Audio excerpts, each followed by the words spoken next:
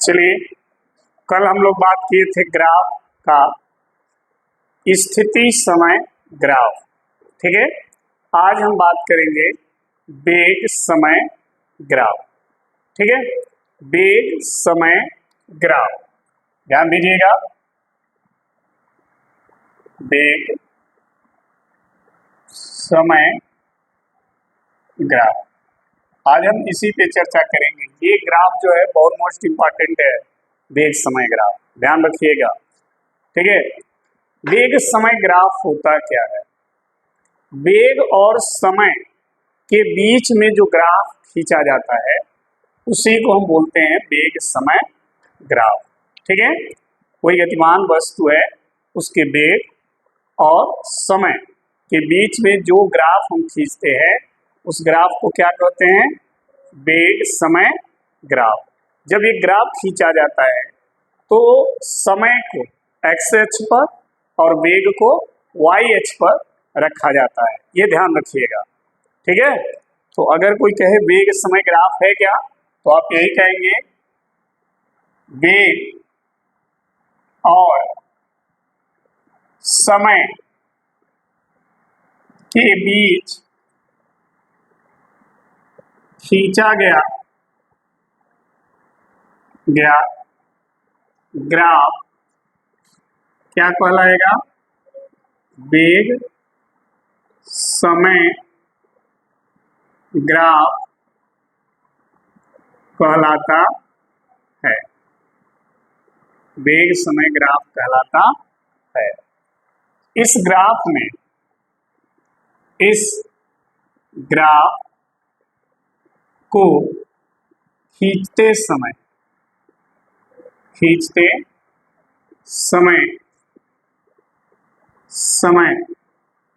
X अक्ष पर समय को और वाई अक्ष पर वेग को रखा जाता है। वेग को रखा जाता है, ये जरूर ध्यान रखिएगा। जब भी वेग समय ग्राफ खींचेंगे तो जो समय होगा उसको एक्स अक्ष पे लेंगे और जो वेग होगा वो वाई अक्ष पे रखेंगे। ठीक है, अच्छा, एक समान गति के लिए वेग समय ग्राफ क्या होगा? अगर हम एक समान गति की बात करें तो उसके लिए वेग समय ग्राफ एक समान गति के, अच्छा, विस्थापन ऐसे लिख लें, वेग समय ग्राफ से विस्थापन का क्या निर्धारण, मतलब वेग समय ग्राफ से आप विस्थापन को कैसे ज्ञात करेंगे कि वो वस्तु कितना विस्थापित हुई। ठीक है, तो देखिए, मान लीजिए हमारे पास एक वेग समय ग्राफ है, ये एक्स अक्ष है और ये वाई अक्ष है। इस पे हमने समय को इंगित कर दिया और इस पे वेग। ठीक है, तो वेग समय ग्राफ, इनके बीच में जो ग्राफ आप खींचोगे वो वेग समय ग्राफ होगा। उस ग्राफ से हम विस्थापन कैसे कैलकुलेट करेंगे?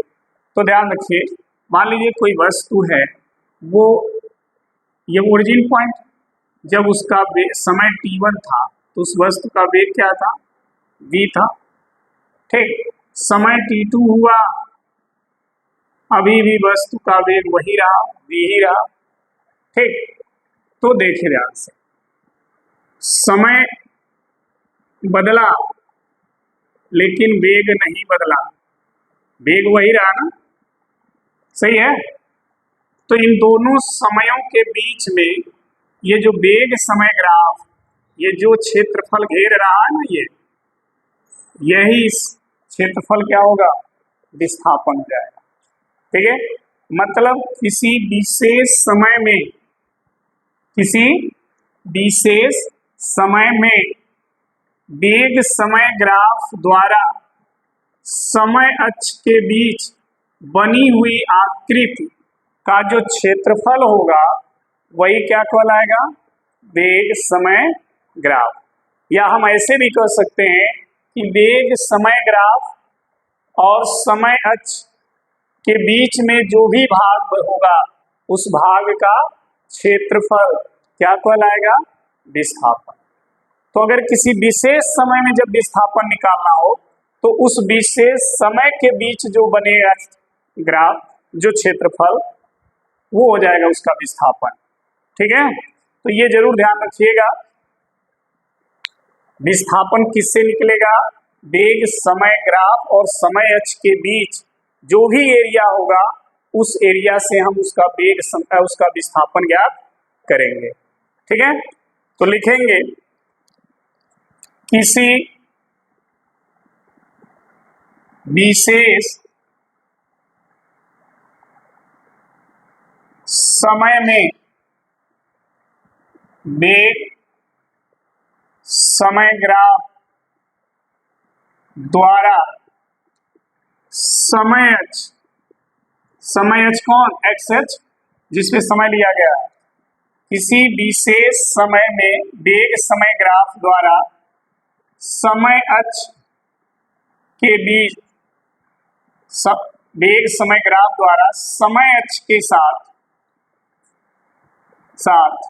जो क्षेत्रफल बनता है या जो आकृति बनता है, ऐसे लिखिए, जो आकृति बनता है उस आकृति का क्षेत्रफल क्या कहलाएगा, विस्थापन कहलाता है। वो क्षेत्रफल ही उसका क्या होगा, विस्थापन होगा। समझ आई बात। वेग समय ग्राफ में किसी विशेष समय में t1 से t2 समय के बीच का विस्थापन अगर पूछा जाए तो t1 और t2 समय अक्ष जो है उस वेग समय ग्राफ के बीच में जो एरिया बना रहा है उस एरिया का जो मान होगा वही उसका क्या होगा, विस्थापन होगा। यानी अगर हमें विस्थापन निकालना है, क्या निकालना है, विस्थापन अगर आपको चाहिए तो विस्थापन बराबर क्या होगा, इस आकृति का क्षेत्रफल। ठीक है, अगर इस आकृति को देखिए तो यहां से यहां तक की समय कितना होगा, t2 माइनस, तो t2 माइनस t1 हो गया, और यहां से लेकर यहां तक क्या है, तो ये हो गया v। सही है। अगर हम इनको नाम दे दें, मान लो इसको नाम दे दिया हमने a, इसको दे दिया b, इसको दे दिया c, इसको दे दिया d, तो t2 माइनस t1 यानी a से, तो ये हो जाएगा ये भी। सही है, और ये है v, मतलब यहां से यहां तक, तो ये हो जाएगा AD। ठीक, तो AB इंटू AD इस आयत का क्या हो गया, क्षेत्रफल। तो ये हो गया ABCD का क्या, क्षेत्रफल। तो विस्थापन बराबर होगा इस आकृति का क्षेत्रफल। अब ये नहीं है कि आकृति हमेशा ऐसा ही बनेगा, त्रिभुज भी बन सकता है, वर्ग भी बन सकता है, ठीक है, सबलम चतुर्भुज भी बन सकता है। वो जैसा वेग समय ग्राफ होगा उसी के अनुसार ये आकृति बनेगा, और उस आकृति का आप क्षेत्रफल निकालोगे वही उसका क्या होगा, विस्थापन होगा। समझ में आ गई बात। तो वेग समय ग्राफ से हम विस्थापन का कैलकुलेशन कर सकते हैं।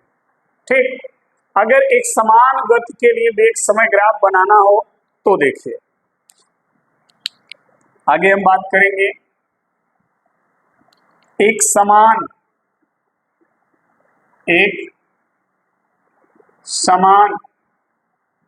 गति के लिए वेग समय ग्राफ, एक समान गति के लिए, तो देखिए फिर हम ग्राफ ऐसे ही प्लॉट करेंगे। एक्स एच, वाई एच, इस पे आप समय और इस पे आप वेग, दिख रहा है ना। चलिए, तो अब देखो, एक समान गति की बात हमने किया। एक समान गति का मतलब समझ रहे हैं? क्या समझ रहे हैं? एक समान गति है, इसका एक समान गति का मतलब क्या होता है? उसके वेग में कोई परिवर्तन न हो, एक समान वेग से चल रहा हो, तभी तो उसकी गति एक समान गति होगी। हाँ, तो ऐसे में क्या होगा, देखिए, मान लीजिए t1 समय था, इस समय इसका वेग क्या रहा? v। फिर t2 समय हुआ, फिर भी उसका वेग क्या रहा? v। अभी भी वेग क्या है? v है, यानी समय के साथ उसके वेग में कोई बदलाव नहीं हो रहा। तो जब समय के साथ उसके वेग में कोई बदलाव नहीं होता है तो ग्राफ कैसा बनेगा? समय h के समांतर बनेगा, यानी वेग न बढ़ रहा है ना घट रहा है, समय बदल रहा है। तो ये हो गया आपका ग्राफ, किसका? एक समान गति का। ठीक है, ये जो ग्राफ है ये उस समय h के क्या है? समांतर है। ये ग्राफ यही बता रहा है कि जो वेग है वो समय भले ही बदल रहा है लेकिन वेग नहीं बदल रहा है, तो ये ग्राफ एक समान गति की ग्राफ हो जाएगी। ठीक है, ये जो ग्राफ है वो एक समान गति का ग्राफ है क्योंकि इसमें वेग नियत है। कल हम लोग पढ़े थे स्थिति समय ग्राफ, उसमें हमने देखा कि स्थिति नहीं बदल रहा है, यानी स्थिति न बदलने का मतलब वो रुका है, लेकिन यहाँ स्थिति नहीं है, वेग है। मतलब जितना पर फिक्स हो गया वेग, उसी वेग से वो वस्तु चल रही है, समय बदल रहा है लेकिन वेग में कोई परिवर्तन नहीं हो रहा है। इसको हम बोलते हैं बिना त्वरण की गतिशील वस्तु। मतलब जब वेग नहीं बदलेगा तो इसमें त्वरण भी नहीं होगा, तो इसको हम त्वरणहीन वेग कहते हैं। क्या कहते हैं? त्वरणहीन वेग। एक समान गति के लिए वेग का जो समय ग्राफ होता है वो ये है, और इसी ग्राफ को हम त्वरण, इस ग्राफ से हमें ये भी पता चलता है कि इस वस्तु के गति में कोई त्वरण उत्पन्न नहीं होता है। ठीक है, तो देखिएगा, हम लिखेंगे यदि वस्तु एक समान गति करती है तो उसका वेग समय ग्राफ समय अक्ष के क्या होगा? समांतर होगा, समांतर होगा। इस ग्राफ को, यह ग्राफ त्वरणहीन वेग को भी प्रदर्शित करता है। समझ में आई बात? इस ग्राफ से हमें यह भी पता चलता है कि इस गति में त्वरण नहीं है क्योंकि वेग में कोई बदलाव नहीं हो रहा है। तो ये ग्राफ दो चीजों को प्रदर्शित करेगा, एक समान वेग से चल रहा है और दूसरा उसमें त्वरण नहीं है। ठीक है, समझ में आ गई बात? अच्छा, वेग समय ग्राफ से का जो ढाल होता है वो क्या हमें बतलाएगा, अब हम उसकी चर्चा करेंगे। ठीक है, तो पहले इसको नोट कर लीजिए। चलिए अब आगे बात करें। एक समान गति के लिए वेग समय ग्राफ की ढाल, एक समान गति के लिए वेग समय ग्राफ की क्या ढाल, ढाल को हम प्रवणता भी कहते हैं, ध्यान रखिएगा। कई बार प्रवणता भी पूछता है। ठीक है, मान लो कोई वस्तु एक समान गति कर रही है, उसका ग्राफ देखो, एक्स वाई और ये ओरिजिन है। देखो जब t1 समय था उसका वेग मान लो v1 था, जब t2 समय हुआ उसका वेग क्या हो गया, v2 हो गया।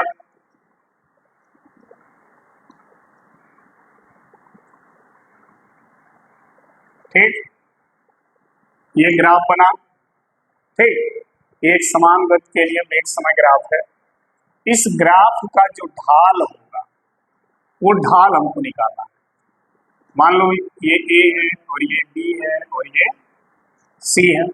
ठीक, तो इस ग्राफ का ढाल क्या होगा, तो देखो इसके बीच की दूरी कितनी होगी, t2 माइनस, और इसके बीच की दूरी कितनी होगी यहाँ से यहाँ तक v2, और ये दूरी कितनी है v1। ठीक, तो ये इसका ढाल हो गया थीटा। समझ में आई बात।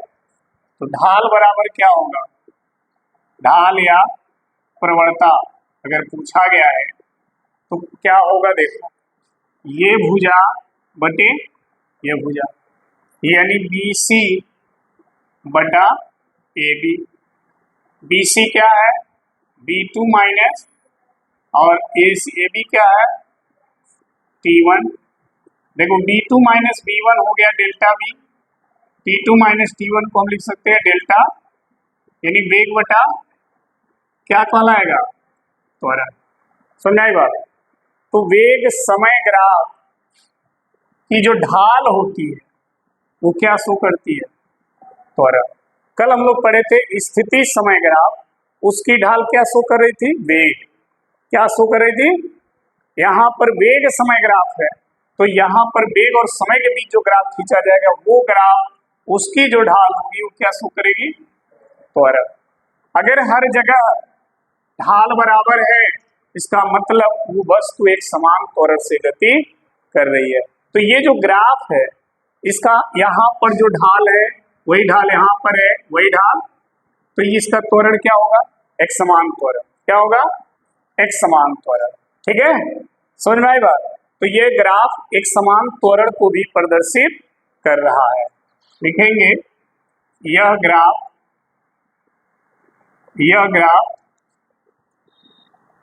एक समान त्वरण, एक समान त्वरण या एक समान त्वरित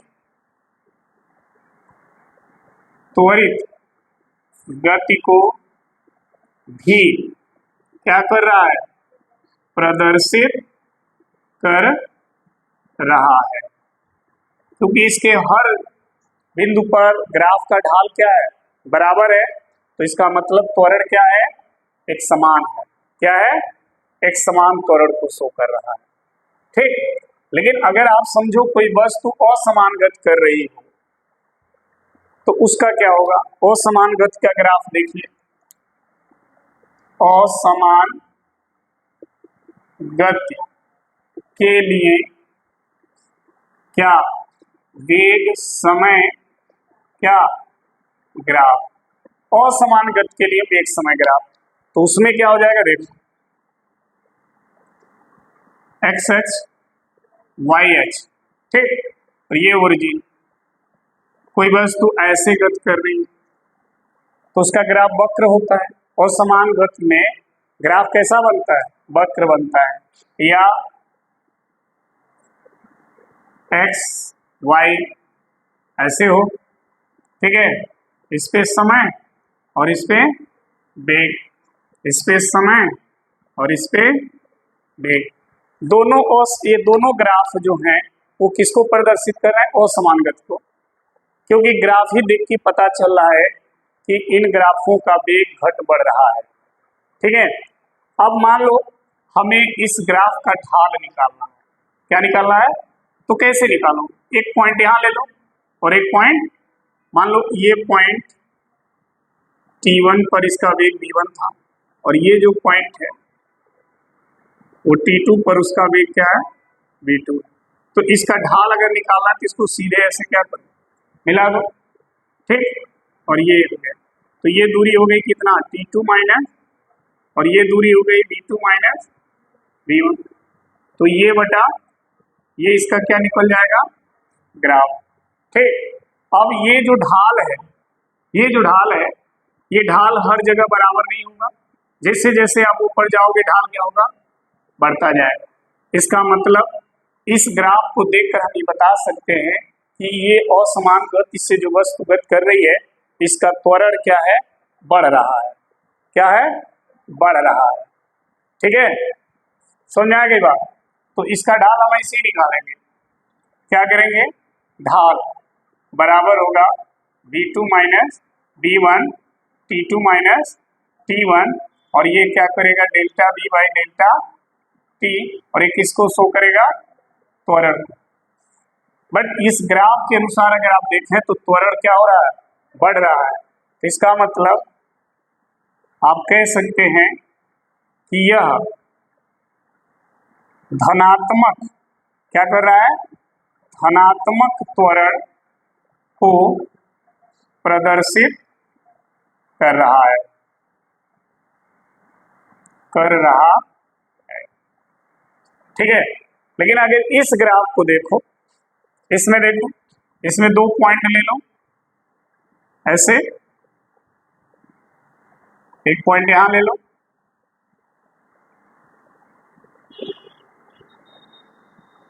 ठीक, इनको ऐसे मिला दो, ये कोण बना, ठीक, ये दूरी हो जाएगी V2 माइनस, और ये हो जाएगा, ठीक, इसका ढाल भी इसका भी जो ढाल निकालोगे तो क्या शो करेगा त्वरण, लेकिन ये ढाल जैसे जैसे ऊपर जाएगा क्या होगा घटता जाएगा, मतलब ये ऋणात्मक त्वरण को शो कर रहा है। किसको ऋणात्मक त्वरण, इस ढाल इसका ढाल कम हो रहा है ना, तो ये पता चल रहा है इसमें त्वरण क्या हो रहा है, त्वरण तो उत्पन्न हो रहा है लेकिन वेग की कमी हो रही है, और इसमें वेग बढ़ रहा है, तो इसका मतलब इसमें भी त्वरण है जो धनात्मक त्वरण है। क्लियर, ढाल बढ़ेगा इसका मतलब त्वरण बढ़ रहा है, ढाल घटेगा मतलब त्वरण, तो इसमें ऊपर जा रहे हैं तो ढाल बढ़ रहा है तो वेग त्वरण क्या होगा धनात्मक, इसमें ऊपर जा रहे हैं तो ढाल कम हो रहा है मतलब ऋणात्मक त्वरण, तो ये धनात्मक त्वरण को शो करेगा और ये ऋणात्मक त्वरण। दिख रहा है ना, देख लेना, सही है।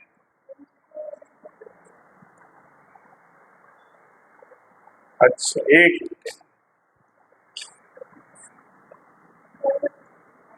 यहां तक दिख रहा, ये सही है। देखिए ये त्वरण हो गया, ठीक है, ढाल किसको शो कर रहा है त्वरण को, वेग समय ग्राफ का जो ढाल होता है वो किसको शो करता है त्वरण को। इस ग्राफ को अगर आप देखो तो इस ग्राफ में ये ढाल है, और ऊपर जाओगे तो ये ढाल और बड़ा हो जाएगा, और ऊपर जाओगे ढाल और बड़ा हो जाएगा, यानी ऊपर की तरफ जाने पर ढाल क्या हो रहा है बढ़ रहा है। तो ये जो त्वरण है इससे पता चल रहा है कौन सा त्वरण है धनात्मक त्वरण को ये शो कर रहा है। ये ग्राफ को अगर देखो तो इसका ऊपर जाने पे ढाल क्या हो रहा है कम हो रहा है, मतलब इसमें त्वरण कम हो रहा है, तो ये किस त्वरण को शो कर रहा है ऋणात्मक त्वरण को शो कर रहा है।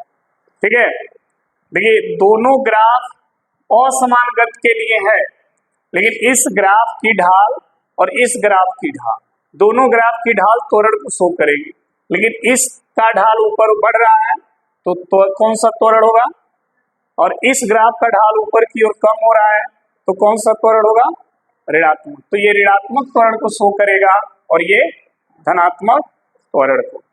नोट कर लीजिए।